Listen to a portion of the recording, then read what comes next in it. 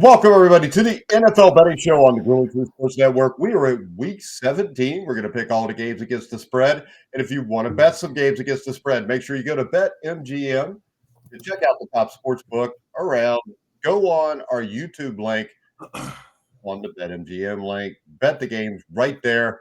I'm your co-host, Mike Goodpaster. Like I said, we're Week 17. We'll talk a little NFL news after we picked all the games. But since we got the Browns-Jets start in about an hour, we're going to go ahead and start picking the games first. But first up, Big Dan Kornhauser wins by 2 games again over me and Steve, who tied for second. It could be last, but we'll go glass half full. Dan, how you doing? I'm doing good. I got a 4-game lead, and I'm going to extend it this week. Run away with it like I did last year. How many games did we pick right, Mike? How many did you and I get right? I think we got like 6 or 7. But for the year, I think we're sitting at, what was it, 127, 123, and 119? Close. I'm at 130. You're at 126. Steve's at 119. There you go. That's not that bad. We would be making money if we bet every game. Mm-hmm. All right, guys, we're going to go ahead and now introduce the guy who's like way behind. 1981 national champion, and we say that just to make him feel better about losing this again. Steve Risley. How you doing, Steve? Steve Risley. Feeling like a loser. No. Oh, don't feel like a loser, Steve. It'll make you like your Colts. Ooh. I'm sorry. I couldn't help it. I mean, right after I think the Bengals got their hands full. No, see, this is what I'm talking about. You jinxed it last week. I never talk crap to you and Mr. Dan there when your team loses. But I get a call from Steve ripping me about the Bengals losing. And then, of course, the next day, the Colts get blown out by the Falcons. So it'll teach you to be I know. That's a game justice. That's a game they had to have because now they're in trouble. Robert Stewart, your biggest fans here. He says the Riz is just like the Wiz, only it's not a 1979 movie. All right, guys, we're going to start off with the Jets and Browns, which will start in the next hour. The Cleveland Browns are now favored by 7. That's down from 7.5 earlier. I'll start it off. Take the Browns. Dan? Yeah, I'm taking Cleveland. Steve? Yeah, Cleveland's 5-0 at home against the spread. So the Jets have activated Rodgers, have they not? No, it doesn't matter. No, it's over for that. I mean, I think he's practicing. I think the roster. But the story I think Steve's thinking about is where they said that he wanted to be put on IR to free up a roster spot for somebody, and the Jets refused to put him on IR. Yeah, he says that, but let's be honest. If that's true, and the player is telling you, dude, keep me on IR, and you activate him anyway, as a coach, the general manager, the head medical guy, they should all be fired. That's awful. And I mean, we've also got what happened in Denver, which we'll talk about at the end of the show. But it's the NFL, so I'm taking Cleveland. All right, Robert Stewart. There's no apostrophe in Browns. All right, but Robert is taking the Cleveland Browns, and that brings us to our next game, which is a big one. Could be for the number 1 seed. Most likely it is. The Miami Dolphins at the Baltimore Ravens, Steve. The Ravens are favored by 4 points. Playing up in playing up in Baltimore. Baltimore 6-1 against the spread at home. Oh no, that's Dallas. Never mind. That's what you get when you got to read. I got to read, and look what happens. Okay, I'm not going to read that. I'm just going to tell you I'm taking Baltimore. All right, Dan. Yeah, I'm going to go with Baltimore as well. And I know Miami just beat Dallas by 2 whole points, but this will be a real test for him because, let's be honest, Dallas might be good record-wise, and they are a good team. They're not quite right. There's something off about them, just like there's something off with a lot of these teams. But Baltimore's a whole different story. Their defense is better. Baltimore's number 1 in points allowed, number 6 in total defense. They're number 1 in rushing the ball. So this is going to be a challenge on both sides of the ball for Miami. So this should be a good game. I'm very curious to see how this number 1 Miami offense goes against this Ravens defense. And the Ravens play the pass just as well as anybody in the league, especially the last month or so. So this will be interesting to see if Miami wins this one too against Baltimore. Mike, are you going to take him serious? As Take them serious. I'd take anybody that makes the playoffs serious right now. I mean, the Baltimore Ravens, they have a solid quarterback. They've got a good running game. They've got a defense. My question with the defense is this, though. They don't get pressure with their front four. They have to blitz to get pressure. The issue there is if you blitz Tua, he gets the ball out quick to Waddle. He gets the ball out quick to Tyreek Hill. It could cause issues. The other thing, we saw the Rams 2 weeks ago gouged the Ravens for like 200 yards on the ground. They put 31 points on them. So I think that people are reading a little bit much into this. I don't think there's any great teams here. I think with a point spread of 4, I'm going to take the Dolphins because I think they'll be able to run the ball. And if this line was 2.5, I would take Baltimore. But at 4 points, I'm going to take the Dolphins. I'm not happy with it because I don't like Mike McDaniel because he looks like a little leprechaun or something with these pants. It's really sad. All right, next up, we've got the Green Bay Packers at the Minnesota Vikings. Who was not picked first? Dan? I don't think. Yes, I have not picked first yet. Okay, so we've got the Packers getting a 1.5 at Minnesota.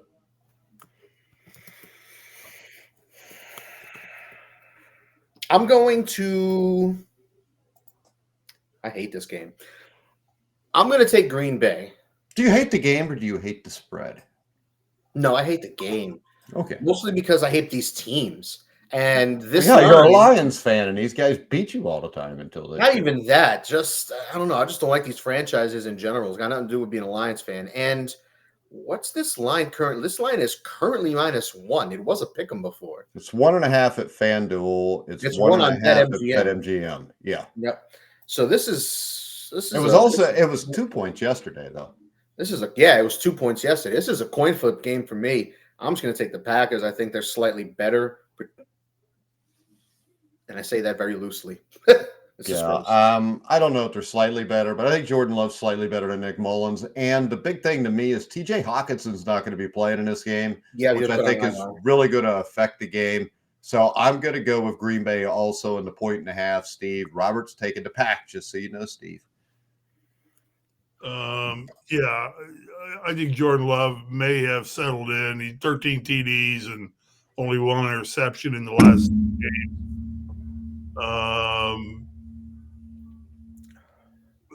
But their defense has not been that good.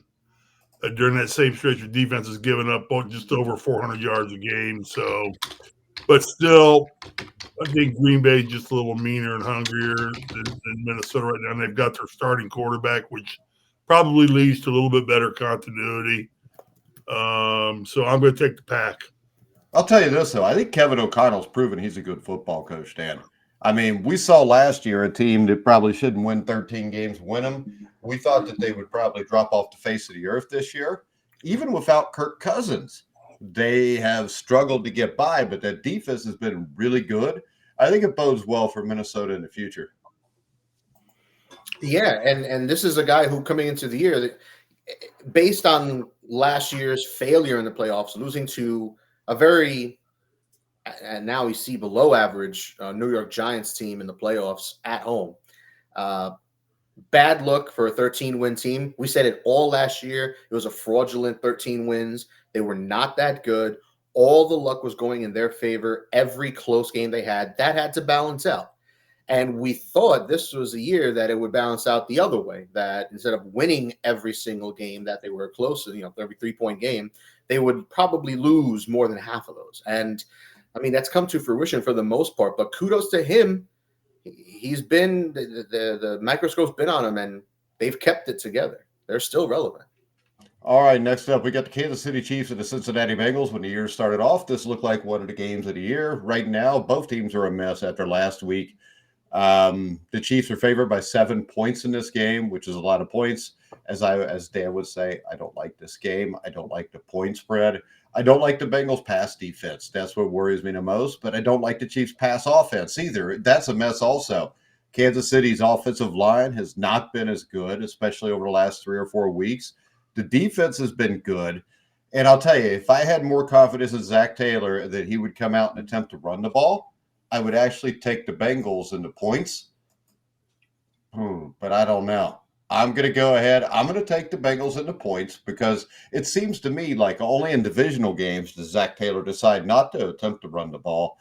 If they run the ball, I think that gives them a chance. I also think what we see with Patrick Mahomes this year, and either one of you guys could address this, but he is a guy that likes to make the spectacular play, but he doesn't have spectacular receivers anymore. And a lot of times that's getting him in trouble. I think that what we saw with Travis Kelce throwing his helmet down in disgust, we saw a lot of disgust on this team. And I think it's the ending of a dynasty for right now. And that doesn't mean they can't reload in the offseason. But this team has major issues. I don't think there's much chance this team ends up in the Super Bowl. I don't know if they win this game. If they lose this game, then they've got all kind of issues. But I'm going to take the Bengals just because I'm getting an entire touchdown. And I know Dan will rip Jake Browning, but he's played 4 games. 3, he's been great. 1, he's been bad. So I'm just going to roll the dice, especially since I'm down 4 games, and I'm going to take the 7 points, Dan. Yeah, I'm going to take Cincinnati as well on these points here, mostly because I don't really see Kansas City doing 8-point victory in this one based on the trajectory. Like you said, the offense, especially if Jamar Chase plays, because then they're going to be able to score some points, I think. I mean, why not? The Chiefs can be had through the air. If there's a weakness on this defense, I know they're 4th in the NFL in sacks. I know they're 2nd in points allowed. The defense is one of the better defenses in the league, at the very least, statistically, thus far this season. But they can be had through the air. I think they're like, in the teens, in low teens in pass defense. So they can be had. But my main issue with Mahomes isn't that he's trying to do too much or trying to be too spectacular and just go for those highlights. That sounds like Caleb Williams to me, playing hero ball. But for me, it's what it is, though, Dan. For me, the problem with Mahomes isn't necessarily that he's trying to be a hero. It's he doesn't have what he needs to play the kind of game he wants to play. Because, yes, you're right. He does make That's kind of what I said. Dan. No, he makes those spectacular plays, but he doesn't have that deep threat that he had in Tyreek Hill. That when he's running around and moving around in the pocket and making guys miss and looking downfield, he has that guy that he trusts to throw the ball to. Right now, he doesn't trust Valdez-Scantling, and he shouldn't, because we've seen Valdez-Scantling drop those deep passes, drop those wide open touchdowns in the breadbasket. Like, where do you want it, bro? Catch the damn ball. And they've got receivers who can make plays after the catch. They're yak. They are one of the best yak teams in the league. And that's by design. But that's more out of necessity than it is a design of how the offense is supposed to be. I think this offseason, they're going to have to add a deep threat by whatever means, and like a legit deep threat, not a 2nd-round rookie like Rashee Rice, who I like Rice as a prospect, and he's played very well for them, particularly over the last 5 weeks. But not a rookie. I'm talking about get a vet, get someone useful, get something there, something. All right. Robert Stewart says Tua had a better year. Well, you know what? If you switch which team Tyreek Hill's on, my guess you would switch Tua's now beaten 1 winning record team, and he did it by kicking a lot of field goals because he couldn't get in the end zone against Dallas. I would say let's judge Tua more off of what we see against Baltimore and Buffalo to end the season here, because I don't think Tua was spectacular either this last game out. Steve, Cincinnati -7 against Kansas City. Yeah, I agree with a lot of what you guys said, except, and Mike, I'm just going to re-paraphrase what you said about the dynasty. I think I know what you meant, and let me just finish. I don't think the dynasty's over. I think they're one good deep threat receiver away. I don't think they're a dynasty, though. I think you got to win more than two. I know what you're saying. They're not the same team they've been the past 2 or 3 years, and that's what Tyreek Hill did to them. If they can replace Tyreek Hill, I think you'll see a semblance of the Chiefs getting back closer to where they were than where they are now. And it's an easy fix if they can find that receiver and get him. But it's not an easy fix because there's very few Tyreek Hills. Exactly. Yes. And I knew you'd counter that, but I just wanted to clarify that. Because I don't think Jamar Chase or Justin Jefferson are going to be on the trade block. So yeah. No. I agree with everything both of you have said. But that being said, I'm not going to catch you guys by betting with you guys. So I'm going to take the Chiefs and give up the 7 points. Well, we got to let Steve go first. I forgot. All right. Next up, the Detroit Lions against the Dallas Cowboys. 4.5 points. That makes this a little iffier for me, but I think the Detroit Lions are a good football team. I think the Cowboys are a good football team. The question for both of these teams, I think, is how good they are exactly. I think the Lions can run the ball here with the 4.5 points, kind of like the Dolphins Ravens. I think this is going to be a close game. So I'm going to take the Lions and the 4.5 points, Steve. Yeah, Dallas is 6-1 against the spread at home. I mean, we know they're a home team, and they won. The schedule at home is much easier. They won those games by an average of 24.5 points. Mm-hmm. So they blow people out at home. As long as those are bad teams, the Lions are not a bad team. I'm aware they're bad teams. Yeah, I'm aware of that, and this is the first push, but I think they can cover the 6 points if they're averaging 24.5 point wins. 4.5, Steve. Well, they can cover the 4.5 even better than they can cover the 6 points. So I think this is I think the Lions just don't have it to play Dallas at home. If this game was in Detroit, I think it'd be a whole different ball game. But given the fact it's at Arlington, I'm going to take the Cowboys and give up the 4.5. I don't think home field advantage really matters anymore. No, but I think the historical record of what Dallas has done at home does. It doesn't have to be home field. No, I mean, look at who they've beaten at home. Look who when they've played bad teams at home, you're right. They blow them out. Okay, Dan? Well, maybe this is the week that Detroit becomes a bad team. Well, from what we've seen this year, that's always possible. I'm giving up the 4.5. All right. I'm not arguing with you. I'm trying to get Dan to be able to talk because he looks excited. Go ahead, Dan. Well, I'm very excited because you guys talking about home field advantage, Mike reminded me, you and I discussing, you wanted me to look this up, and I bookmarked it specifically for when we were going to have this conversation. I thought we were going to have it later. What you got? Screw it. We're having it now. So you wanted to know, is home field advantage still a thing? I went out, I did some research, visited a few different analytic sites and whatnot, and tried to find the answer, and I found it. And I'll give you the information. You can make your decision. Hey, Dan, before you do that, let me just say one thing. I never said home field advantage. No. We're not saying you said they're 6-1 at home against the. I don't know why we're interrupting Dan. Go ahead, Dan. No, Steve. No, it's not a thing on you. It's just we've discussed home field advantage on this show. Well, you guys are picking on me every other time. Many times. Dan. So home teams are 134 and 106 this year, 55.8 percentage. Away teams meaning 106 and 34. So home teams are winning. What was it 10 years ago? Do you got that? At a much healthier clip. And that one we'll have to get back to. Actually, yes. Hold on. I saved that as 2. Hold on. Let me just find that. But yeah, so home teams are winning at a pretty healthy clip this season. And compared to, you said 10 years ago? Because I don't think 55% is a healthy clip when you're at home, especially for getting the home field advantage doesn't matter, Mike. It doesn't. Okay. So as in 2013, they were 152 and 101. See? Bigger percentage. So that's a 60%. But that happened to be one of the highest seasons that we've had in the last 20 years. Because besides 2013 of 60.1%, in 2018 we had 60.3%. Still a lot higher. In no other season did we get that close to 60%. Up until 2003 when we were at 61%. And I would almost think that if you go back to like 1985, it would be like 65%. You know, it's so funny that you say that because I was literally just going down the list, and the farther back you go, the higher it gets for the most part. Not higher like in the 60s and 70s, but it gets more around like 1995, 60%. 1992, 60.7. 1988, 58.7. 1985, 64.3. There you go.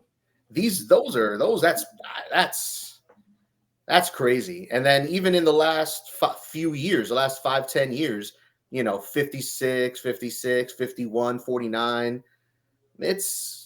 I don't know if there's an advantage to be had there per se these days, but hey, Dan, I got a question to have. So let's do this. What's the effect of Taylor Swift attending a game for the Chiefs, home or away? Does that turn any stadium she attends a game at into a home field advantage for the Chiefs? Oh, and Robert Stewart, to answer your question, it is straight up. No plus minus, no, just straight up winner loser. All right, Robert, remind me to bet. I think it was who would have the better record between the Bengals and the Steelers, which I don't think is decided yet, Robert, because they're tied. But I don't remember what the bet was. But I do remember a bet. All right, Dan, Lions, Cowboys. Did you bet that one yet? I did not. I am going to take the Lions as well. And I'm going to say this out loud, and I feel weird inside my body for actually saying it. You look weird. This is the first time that I've actually been able to say it out loud and not sound like a homer. So you guys are not taking the Cowboys. The Lions are a good team. They can run the ball. They can stop the run. They don't turn the ball over too crazy. My only thing is Goff is, and we've discussed this as well, he's a different quarterback on the road. So I'm hoping they lean on the ground game because Jahmyr Gibbs has been on a streak lately. They're giving him the rock more, and he's doing things with it. He's having one of the most productive offensive rookie seasons this year, and not enough people are talking about it. Montgomery is. I want to hear this because all year you've trashed the Lions until now. It's because I agree with Mike on this one. It's because I'm the one that kept saying I thought the Lions were a Super Bowl contender. You bet on the Lions almost all season long. I felt guilty betting against the Lions. It's the only game Steve's gotten right. I've picked against the Lions more weeks than I've actually selected them. So, no. Yeah, I've been skeptical. But like I said earlier in the season, I'd seen this before.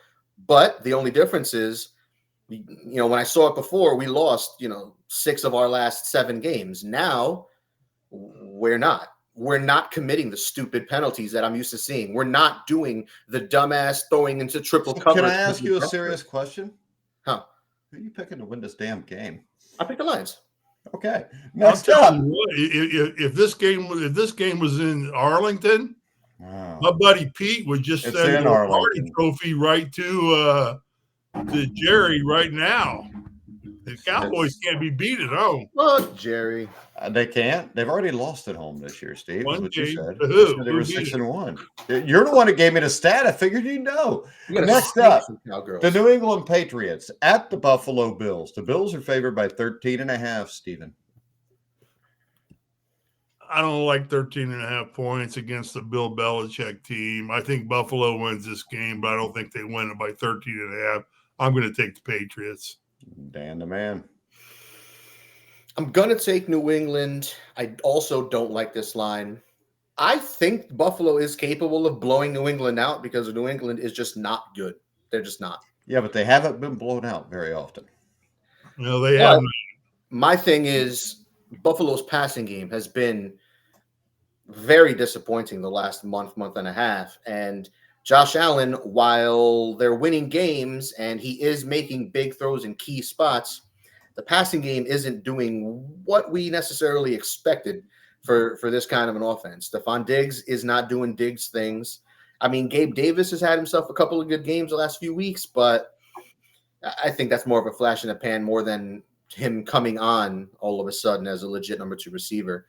But I just don't trust this line. If Buffalo runs the ball with the consistency they've been having the last few weeks, and they stop the run as they've been doing over the last month, they have allowed just under 90 yards rushing game, 89 point something yards per game. If they allow that over the course of the full season, would have them 3rd in the NFL in run defense. Well, didn't the Patriots beat the Bills earlier in the year also? Did they? I don't remember. Sure. But I can't remember. But yeah, I'm gonna take New England on this line, but I do think Buffalo wins. Yeah, I agree. I agree. Buffalo wins, but they don't cover the spread. Yeah, I'm taking New England into 13.5 points, and I think the game will be closer to what everybody thinks because it usually is. All right, next up, the Atlanta Falcons at the Chicago Bears, Dan. The Falcons still in the playoff hunt. If they win the game, the Bears not in the playoff hunt, but playing much better as of late. I'm going to take the Chicago Bears. I think this line is just right, particularly for the way both these teams are playing. And I'd like to see Chicago open it up a little bit. let Justin Fields air it out. Atlanta's defense was good earlier in the year, middle portion of the year, but I feel like Atlanta can be had. And for the weapons they have on offense, I know that Drake London has been a lot better in the second half of this season than he was in the first half. They're actually trying to get him the ball, but the passing game's not right. I don't trust Taylor Heineke at all. They're not using Bijan Robinson properly. I don't know what's going on there, but we'll see. Arthur Smith calls good games in December. I don't know why. Every year in December, his team's offensively, going back to Tennessee, seems to step it up a notch. But not this week, Chicago. All righty. Steve, what you think? Yeah, I agree with Dan. I'll make it simple. I'm going to take the Bears for all the reasons Dan said. I think Jordan Love is settled in, or Justin Fields. I'm sorry, Fields. That's the one. Yeah, Love is Green Bay's quarterback. I'm sorry. But I think he's settled in a little bit. He's kind of mellowed out. And Bears, the Bears they just play everybody tough. They seem to be physical football team. They're not winning the games, but they're playing very tough football. I like that. Number 2 rushing offense, number 1 against the run. Yeah. Not a coincidence. I'm taking the Bears and giving up 3 points. The thing I don't like here, the Falcons are a bad road team. But the Bears are poorly coached. But their defense is good. Yeah, Atlanta's 2-5 on the road this year. Yeah. All right. 4-6. Some teams it does matter. I will take the Bears. Steve, the Raiders at the Colts. The Colts are favored by 3.5 points. The demise of the Indianapolis Colts. Here we go. Atlanta killed them. Oh, no. That game. Raiders, I tell you, come in. They've just become a physical football team again. They're playing a simile toward the old Raider football, just beating the crap out of people. They've got juice. They seem to be rallying around the temporary coach. Colts are, they're running games for crap right now. They're not getting it out of Jonathan Taylor. Minshew, okay, I don't know, is what's the word on number 11 for us? Pittman's playing. Pittman, he's still questionable, but it looks like he's playing. He practiced today, is what I was told. Yeah, Indy ranks 28th against the run, giving up 130 yards per game. Yeah, I'll tell you what, I'm going to take the Colts -3 just because I don't want to have to bet against them. But if I was telling anybody who's listening to bet, take the Raiders in this game. But Dan, what do you think? I'm taking the Colts. I'm going to take the Raiders. I don't trust this Indianapolis Colts team. I don't trust either team. I don't trust almost every game on the list, too. Yeah, I don't trust either team. But 3.5, it's a little rich for my blood. If it was 2.5, 3 or 3.5. If it was 2.5, maybe I pick the Colts. They can win by 2. Yes, it went to 3.5 right before the show started. Okay. On BetMGM, which you click on the link in the description down below if you're watching on YouTube. Go ahead, Dan. This man's a freaking professional. But I'm going to take Vegas. We just saw what their ground game did. Zamir White had a career game this past week. Single-handedly carried them to victory. He had, I think, 60-something yards or something like that in the fourth quarter alone. They just gave him the rock and said, "Bring us home, young man." And he responded with the most yards he's ever had, not only in the NFL, but also through college. So it doesn't matter who they have back there. The line is physical, and if they want to run downhill, they can, and they will. So I think that bodes well for them in this game. And I'd like to see Aiden O'Connell step back up. I think the 40-something passing yards he had this week was a fluke, just a bad game. Good defense by the Chiefs in this one. They wanted them to run on him, and they did. Dan, what are the Colts at home? I think O'Connell steps up this weekend. They suck at home. What are the Colts at home, Dan? They suck at home. All right, hold on. Let me pull that up. I think they do. The Colts are 3-4 at home. Mm-hmm. Oh, God. I had hoped they'd make the playoffs and at least play. But the Raiders are 2-5 on the road. One of these things is going to give. I guess we'll see which. All right, so I'm going to go with Antonio Pierce. I think this team's playing hard. They're going to play smash mouth football. The Colts are a soft team because St. Stechen's the head coach. I don't like the play calling. Gardner Minshew, which going to throw a couple. And Aiden O'Connell, good. to me, is a good enough quarterback. I think he's playing close to home, of course. He played at Purdue. He's going to have a homecoming. There are going to be 50 Aiden O'Connell family members there to watch him destroy the Colts season. And That's I will awesome. love seeing it because I hate me some Indianapolis Colts. But hold on. Do you hate the Colts more than you hate Purdue as an IU guy? Oh, yeah, I hate Colts. I actually respect Purdue. I've got no problem with Matt Painter. I think he's a great coach. I hate the Kentucky Wildcats. Gotcha.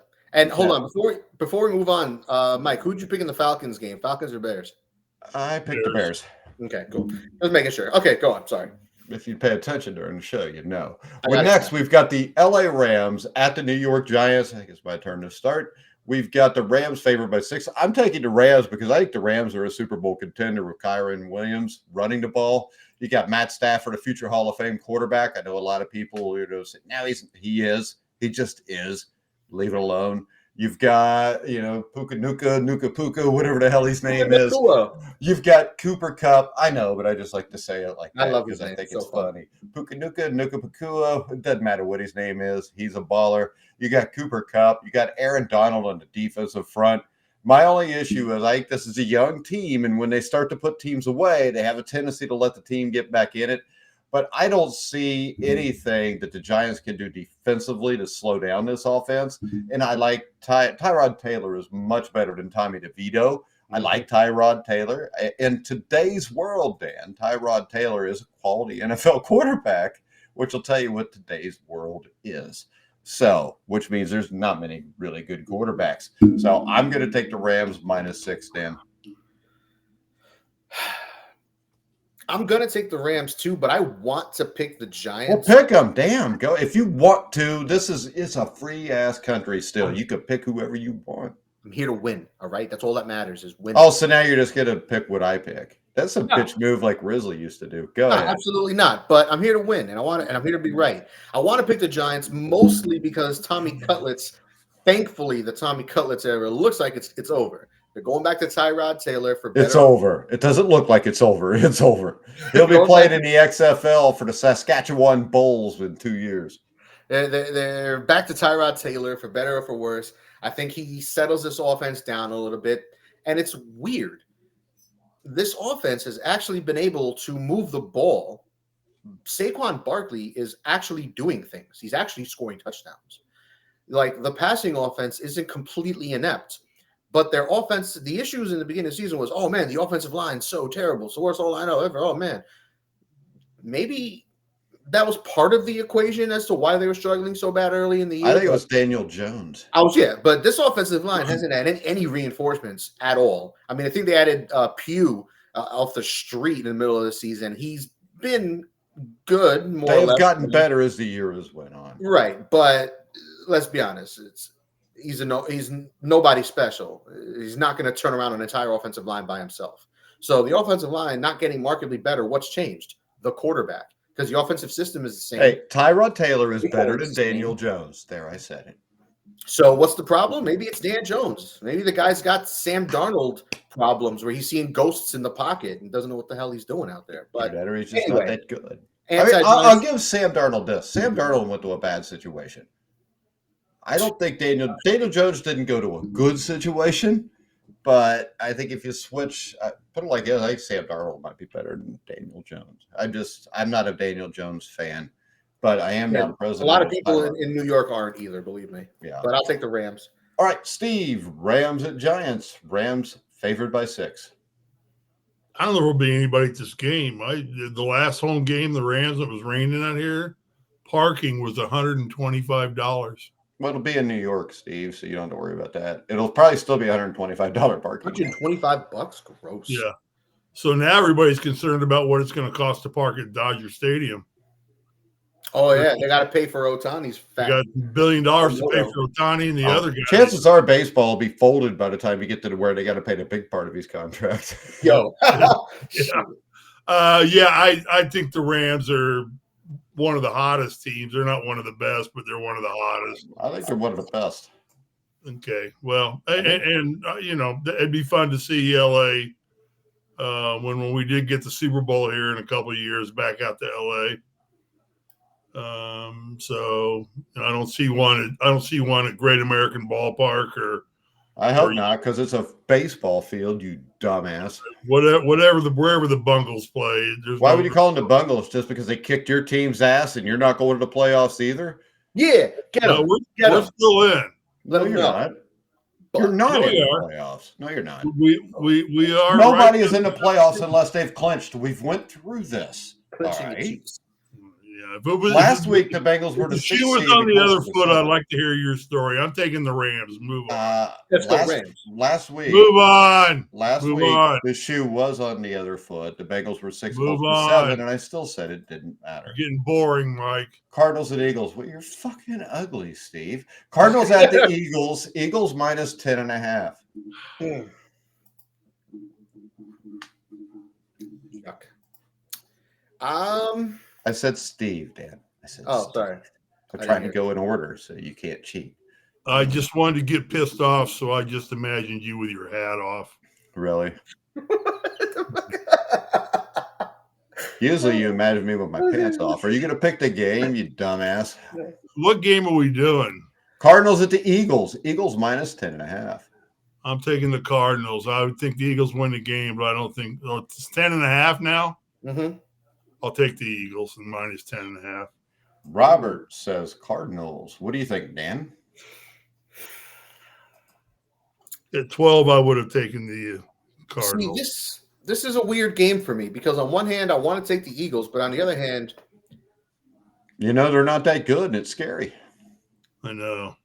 They got problems, man. They got their own problems. They've got way too much talent to be in week 17, and we are still asking questions about this team. Well, Dan, I think it goes back to it's really hard, no matter how much talent you have, to lose your offensive coordinator and your defensive coordinator. Have to replace them both and expect to be as good as what you were. Dude, outside of San Fran or Cincinnati, Philly might be the most talented team in the league, at least on paper, talent-wise. It's crazy that it's not even that they suck. Offensively, they're top 10 in every stat except passing. But because they play in the NFC, Dan. You put them in the AFC North, they're 7 and 8 right now. But you know what? We've said this about the Eagles, and I've said this on this show the last few weeks, and we're going to have to keep talking about it because nothing's changing. This pass defense sucks, man. They give up key third downs that they should stop. They're not getting to the quarterback at the same clip that they were last year, where they led the league and were one of the highest number of sack teams of all time in NFL history over the course of a full season, including the playoffs.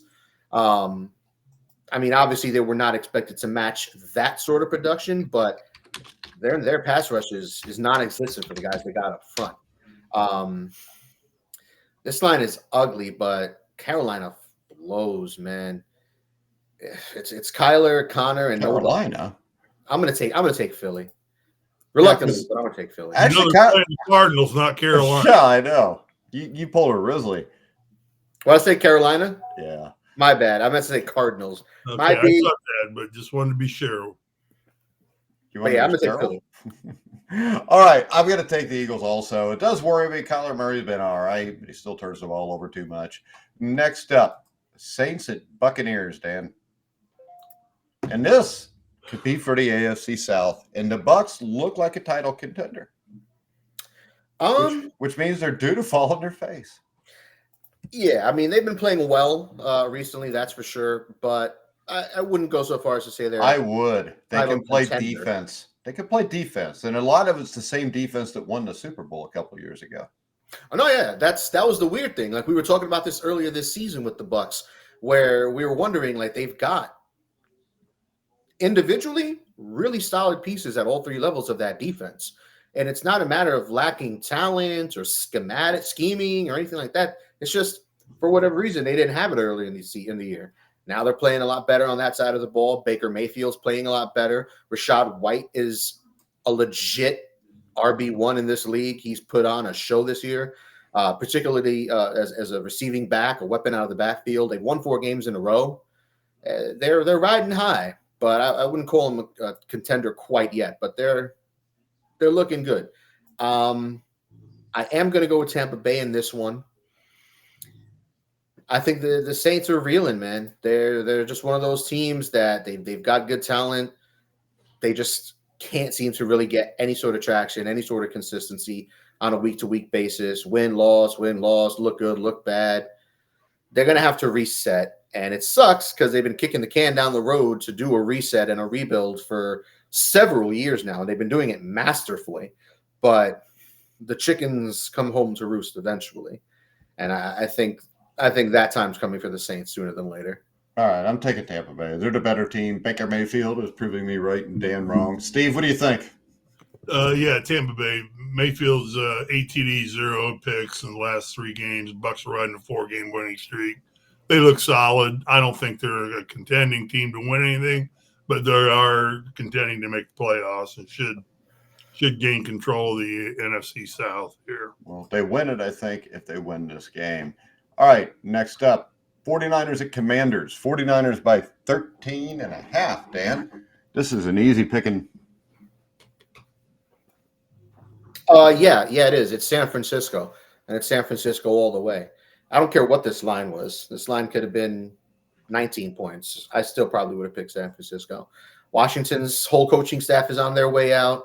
I think they're starting Jacoby Brissett this week, which gives him a better chance. At least he won't turn the ball over as much as Sam Howell, hopefully, and he won't take as many sacks because he's holding on to the ball too long like Sam Howell's been doing all year. I'm pretty sure the offensive line is jumping for joy that they don't have to deal with Sam Howell holding onto the ball all friggin' day like he does and making the offensive line look bad. But, yeah, I'm taking San Fran. They're going to want to kick some ass after getting embarrassed last week. All right, Dan. Steve, whatever. Y'all know what your names are. God, that's the biggest insult you've ever given me. Even Dan, I know. Of all the things you've called me and all the things you said to me, that cuts. Hey, you think there's any way you can pick the game? I'm bleeding. I gotta get stitched up first from that one. I'll take the 49ers. You know, if the Commanders weren't coached by Ron Rivera, I would actually consider this. Because I'll tell you this. They did play hard last week, and the Jets somehow almost figured out a way to blow that game. But I'm going to take the Niners also, and I will regret it because this is one of those big point spread games where I'm thinking that maybe I shouldn't. But all right, next up, Panthers at the Jaguars. And I will tell you this. I think Bryce Young showed everybody what he can do. And I think with the new coaching staff, that helps, Steve. Panthers at Jaguars. Jaguars favored by 7, Steve. Jaguars are fighting for their lives. They're you know. It's a ticker. We got 6.5. Is that the spread? It's not coming up. Hold on. There we go. Here we go. Jags -7. Jags -7. Boy, I tell you, I want to go with Carolina, and it's just to cover the spread. Do it. But I don't think so. I think Jacksonville wins big in this game. I'm going to take Jacksonville and give up the 7. Okay. Dan? I am taking Carolina. I don't think Carolina is better than Jacksonville. I don't think they should be in the conversation for winning this game because they're just not good. But Jacksonville, they're not quite right, man. They should have won the AFC South handily. At least we thought. They were 2 games up on the Colts like 3 games ago. They were. And the Colts did not have Jonathan Taylor. Now look at them. CJ Stroud misses a couple games. This was a perfect opportunity for Jacksonville to make up that ground, take advantage of that, because when CJ Stroud plays, the Texans are a better team than the Jaguars. So it's a couple games out. They, maybe the Texans hopefully lose both those games. Jaguars win both those games. Now we're talking. Now we're back on pace, even with Trevor Lawrence dealing with injury. But it's ugly in Jacksonville. It's totally falling apart. I know part of it is because Trevor Lawrence isn't healthy, but they've lost 4 games in a row. They are absolutely reeling. I don't know how anyone can pick Jacksonville with any sort of confidence, even against a team like the lowly Panthers, who have absolutely nothing at receiver, nothing at tight end, a bad offensive line, a rookie quarterback who's been harassed all year. All that being said, I still can't pick Jacksonville. Hey, Dan, looking at my record on this, my mentality is everybody I pick loses. That's why I took Jacksonville. I need Jacksonville to lose. I like where your head's at. Thinking about the Colts always. I like it. I'm thinking about the Colts. Mm-hmm. Damn, Mike. All right. I'm going to take the Jaguars. I don't want to. I planned on taking the Panthers. I know. But the more I think about this, the Panthers had an emotional game last week. They still gave up a ton of points. I don't think they've got the weapons here. The Jaguars have to win the game. I'm going to go with the Jaguars. And like I said, I came into this thinking I was going to go the other way around, but it's an ugly game with an ugly line. All right, here you go. Martin Carr asks, what's happened to the Jags D, Dan? Dude, that's a great question, and your guess is as good as mine because the question of talent is not the issue with this team. It's not like, oh man, they should have added some pass rushers in the offseason, or they could have shored up their secondary or something like that. But it's like they've got good pieces back there. They've got a good pass rush. Josh Allen is one of the best edge rushers in the NFL. You know, I think it's part of it is coaching. I think maybe they're not taken to this coaching staff. They are dealing with injuries.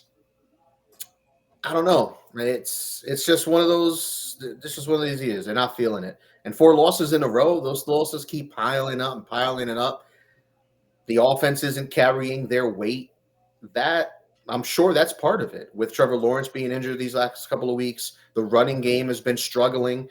And the defense feels like it's all on them. And if the defense isn't that level, isn't, a Ravens type defense or one of those teams, like your middle of the pack defense, it's how about this? Is it possible?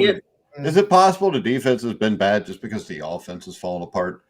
Because really the defense the last 4 weeks has been bad. But when you look at what they've done, they lost 34-31 to the Bengals, 31-27, 23-7, 30-12.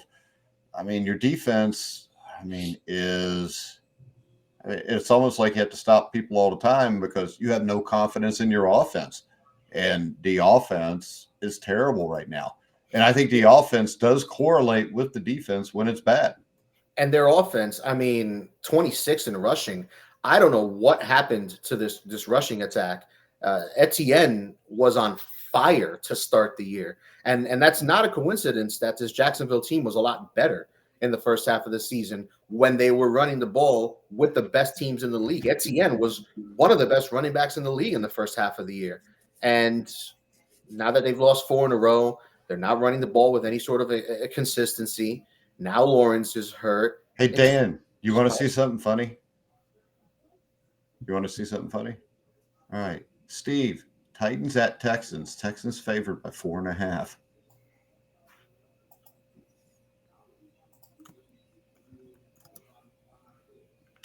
Texans are favored by 4.5. Yes, and if the Texans win, they'll be in first place in the AFC South, remember. I'm going with Titans. No way.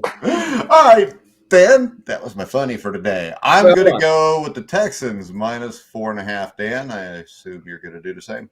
Yeah, I'm going to go with Houston. CJ Stroud is back. I don't need to say anything else. Yeah, and they're going to go through Indianapolis the next week and win the division, and they'll be dangerous. I will put this disclaimer on this, however, just to say that I put a disclaimer on it. Derrick Henry, I said this the last time the Texans played the Titans, but Derrick Henry for a big game likes to run all over Houston at least one time a year in December when they play. Derrick Henry in years past has gone off in December historically, especially against the Jaguars and the Texans. The problem is there's more and more years that have passed. That and the Titans may have the worst offensive line in football. They have one of, if not the worst, pass blocking offensive line. You got to give them credit, though, because they've slowly worked their way to being the worst over the last 4 or 5 years, too. Listen, it takes a lot of work to get to the bottom, all right? You don't do that just because you wake up and you suck. You got to work hard. Especially in the AFC South. Mm-hmm. All right. So we're proud of that shit. But, yeah, Dan, and I am Derrick Henry. Dan, Steelers at Seahawks. Seahawks minus 3.5. I'm going to take Seattle. I don't want to take Seattle because But it's Mason Rudolph, Dan. I don't think they're 3.5 points better at this point of the season. Really? I think they're 12 points better. I think this is a lock. Really? I think what we saw last week is an inspired Steelers team caught a Bengals team that watched a lot of bad Steeler film for 3 or 4 weeks. Mason Rudolph is a shit quarterback. He had a great game. He's still going to be a shit quarterback. Steelers are going to lose. That's the way it is. Well, what's the story on Pickett? They were talking about Pickett might come back. Well, no, Pickett is back and ready to play, and Pickett is pissed because they're letting Mason Rudolph play. The way I would look at it is Mason Rudolph deserves to start the way he played last week. But Kenny Pickett will be the starter by the week after. Yes, he should be. Yes. Steve, you agree? Or are you going Steelers? Go Pittsburgh, Steve. Do it. You got to catch up, Steve. You're 1,400 games behind. I know. Well, you got Tomlin, and Seattle's all over the map. I'm going to take Pittsburgh the 3.5 points. My man's got some sand. Let's do it. Hell yeah. We're going to make that count 12 games if you get it right. And then Steve will be in the lead.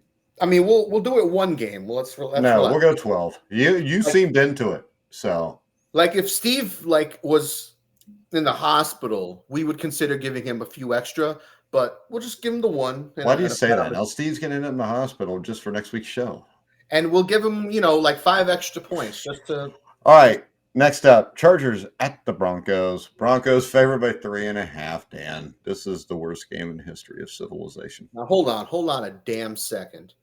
Let me see this. I want to look at this right now on BetMGM. It really is minus 3.5 still. It was 5.5 before the Russell Wilson benching. It was 5.5, and even that was ridiculous, I thought, at that point. But anyway, you know what? I'm going to take Denver, but I hate it. Honestly, I'll take Denver with the Sean Payton being better than whoever the Chargers coach is at this point. Oh, come on. You don't even know who Gift Smith is? Who? Gift Smith. Gift Smith? No, Gift Smith. That's what I'm saying. Gift Smith. Gift Smith.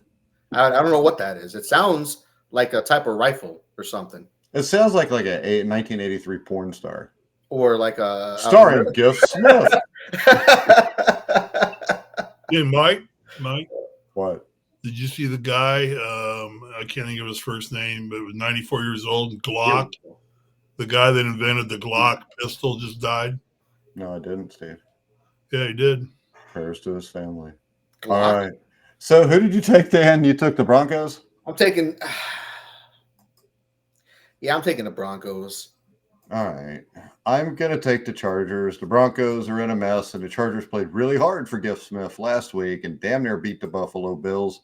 So I'm going to go Chargers. What do you think, Steve? Oh, I got to get one more wear out of my Chargers jersey. I'm going to take the Chargers. All right.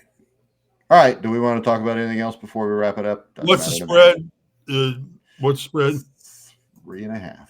So it's Chargers plus 3.5. Yeah. So you're still taking the Chargers, Steve? Yeah. Okay. Just wanted to make sure everybody gets one. You know that. I don't think Russell Wilson's going to sit the entire game either. Yes, he is. He's never going to play again. He got screwed. He's done. And we could talk about that. I don't think he should have already told him to go to hell, to tell you the truth. From everything I read and everything that came out after we discussed this, I mean, it's pretty shady that in October they're asking him to restructure his contract. I mean, I didn't even know people wanted to do stuff like that anymore, right, Dan? I mean, doesn't this seem a little? I mean, in October, and then I think it was right after he threw 3 touchdown passes to beat the Chiefs. And I mean, this is a joke. And Sean Payton, I think that Sean Payton's a really good football coach, but I think in the last year, everything from the comments he made about Nathaniel Hackett to the way he's treated Russell Wilson shows us what kind of person this Sean Payton is. And even though he's a great coach, I think it shows us why he's only won one Super Bowl, because he's a miserable human being, Dan. I mean, I don't know about all that. We never heard anything like that coming out of New Orleans. And when he was one of the more popular coaching candidates when he was coming out of retirement. So I wouldn't go that far, but yeah, it's any coach that says what he'd said about Nathaniel Hackett when he got the job is a scumbag. I mean, you don't say, even if it's true. I was going to say, was he wrong? I don't know, because you know what? It's not like they've been awesome this year. And really, Russell Wilson to touchdown interceptions is good. And I mean, he hasn't played terrible, but he hasn't played well. And yes, he doesn't want Russell Wilson. He didn't want Russell Wilson before he got there, is my guess. And he's just been waiting for the opportunity to get rid of Russell Wilson. And now he's got it. He's going to do it. And the sad thing is, they're still sitting where if they won 2 straight games here at the end, they would still have a shot at the playoffs. Yeah. And I mean, it's not like just a 1% chance. It's a legit thing, but I think Russell Wilson got done dirty as well. And not so much, I'm not saying anything crazy about Sean Payton, but Russell Wilson isn't the problem with this team. Let's just put it that way. This team's got a lot of other issues, and Russell Wilson is a little bit down that list. And he's being used as a scapegoat. And I don't think that's fair. And he's been playing a lot better in the second half of this season than he was in the first half. He's not turning the ball over as much as he was. Their offense looks respectable. They're running the ball a lot better. So he's just a scapegoat. And they're going to release him in the offseason because he's got a big fat contract. They're going to have like a $30-something million dead cap hit this upcoming year. And I think, if I remember correctly, like a 50 or 45 or something like that $1 million cap hit the year after. They're going to take huge dead cap hits just to get rid of this guy. And I don't think it's fair. I think he's just being used as a scapegoat. I don't think he's the Super Bowl winning quarterback anymore that he was in Seattle. And I don't think he's that Pro Bowler that he was in Seattle. And he's not the same quarterback he was 2 or 3 years ago even. But he's shown he can be at the very least an average to above average starter. Hey, with all the money they owe him, somebody's going to get a really average, cheap quarterback next year. They're going to cut him, and he's going to go somewhere else and start. And I hope wherever he goes, that team has some success. And they come back and beat Sean Payton's ass. Yeah, and come back and beat the Broncos in Denver and let Sean Payton know. As long as he doesn't go beat a Steelers quarterback, then I'm cheering against him. Yeah. So beyond the Russell Wilson, and Mike, I know this is a touchy subject for you because you hate this subject so much and find it completely irrelevant. But the MVP conversation, that's been a thing a lot of people have been talking about the last few days since the 49ers Ravens game, particularly because the Ravens blew out the 49ers. And Lamar Jackson, against one of the better defenses in the NFL this season, he looked pretty damn good. He was making plays with his legs, but he wasn't just running. It wasn't a 100-yard rushing game for Lamar. He only had like 40-something rushing yards, but he was using his legs to make plays in the passing game. He was using his legs to get key short first downs. He wasn't just running for the sake of running. They weren't just giving him sweeps off tackle. So it was a different kind of running game for Lamar, but he still played very well. And with that in mind, he's been getting a lot of MVP love, and I think he's the MVP favorite currently. I'll have to double check that, but even if he's not, he's one of the top 2 or 3 guys in the conversation on most betting sites, I'd say, at this point. And my question to you guys, Steve, Mike, at this point, we're in week 17, who's the MVP of the season thus far? And Mike, I know you hate this. You think it's totally irrelevant. You think it's a popularity contest. I don't care. You think it shouldn't exist. You think, who cares? But a lot of people care. Yes. So I will tell you this. A lot of people talk about it. A lot of people. I don't think anybody cares. I think people just like to argue about it. I mean, who won the MVP 5 years ago? No idea. Because nobody cares. I would say this. Lamar, there's no quarterback in this conversation that has MVP numbers. That's the issue. I mean, Dak's got better numbers than Lamar Jackson does. Now, I think Lamar's better than Dak. I think like 13th in passing yards. Yeah, he's like 8th in QBR or something like that. Yeah, so it just is not there. To me, Myles Garrett's the MVP of the league. Yo, so wow. So I'm actually looking at it right now, and Lamar Jackson is the favorite across pretty much every betting site. DraftKings, FanDuel, PointsBets, Bet Rivers, MGM. But Lamar Jackson is the favorite everywhere. So it's Lamar Jackson 1, Christian McCaffrey 2. And this is actually a little bit of a surprise. Josh Allen, number 3. Well, his numbers are up there too. And I mean, really, you pick any MVP, or are we just going to pick it the guy who's the quarterback on the team with the best record? That's literally what it's become the last few years. Yeah, so that's the best why quarterback on the best team. Robert put to who's beaten one team with a winning record. Hold on, let me see. And had to kick field goals. Actually, the field goal kicker for the Dolphins should be the MVP candidate. Okay, here we go. Let me read, Steve, before you go. I want to read this stat. So every quarterback MVP in recent history has finished top 3 in QBR, with the only exception being Cam Newton in 2015, who was 11th. But he led the league in total touchdowns that year.